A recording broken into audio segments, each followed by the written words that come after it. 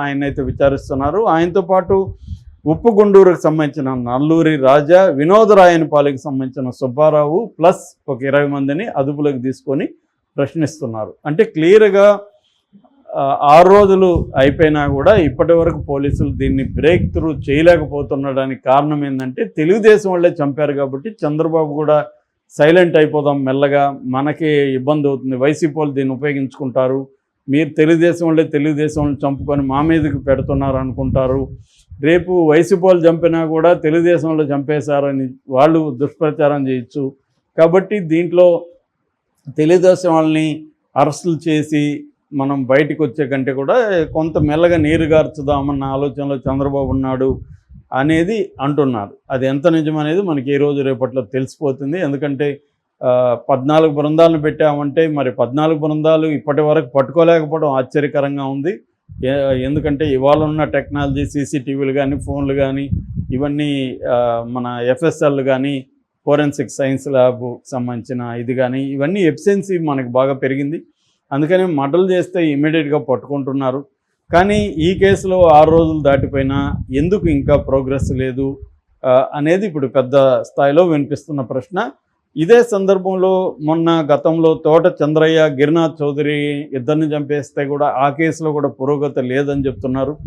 మరోవైపు తోట చంద్రయ్య మండలం వెల్దుర్తి మండలంలోనే నిన్న తెలుగుదేశం ఉప్పుతోళ్ల సీను అనే ఒక తెలుగుదేశం నాయకుడి మీద అదే తెలుగుదేశం వాళ్ళే పోయి అటాక్ చేశారు. ఇక్కడ ప్రధానంగా మనకు అర్థమవుతుండేది ఏమంటే గతంలో వైసీపీలో ఉన్నవాళ్ళు తెలుగుదేశంలో చేరతారు. ఈ తెలుగుదేశం వాళ్ళకి ఆల్రెడీ తెలుగుదేశంలో ఉన్న వాళ్ళకి మధ్య వైరుధ్యాలు ఉంటాయి. ఎందుకంటే వీళ్ళకి పార్టీలు మారారు కానీ వ్యక్తులుగా లేకపోతే సమూహాలుగా వాళ్ళ మధ్య ఉన్న వైరుధ్యాలు అనేవి ఎక్కడికి పోవు. అవి ఒకే పార్టీలోకి వచ్చినంత మాత్రాన అవి సమస్య పోవు. సో దాంతో అటాక్స్ చేసుకుంటున్నారు. అలాగే ఉప్పుటోళ్ళ సీను మీద కూడా నిన్న అటాక్ చేసి ఆయనకి 2 కాళ్ళు కూడా నరికేశారని చెప్తున్నారు. అది తెలుగుదేశంలో చేశారు. అంటే మామూలుగా తెలుగుదేశం వాళ్ళ మీద వైసీపీ దాడులు చేస్తున్నారని, వైసీపీ మీద తెలుగుదేశం దాడులు చేస్తున్నారనేది విమర్శ బలంగా వస్తుంది. మరోపక్క తెలుగుదేశం వాళ్ళే తెలుగుదేశం వాళ్ళ మీద దాడులు చేసుకోవడం కనిపిస్తుంది.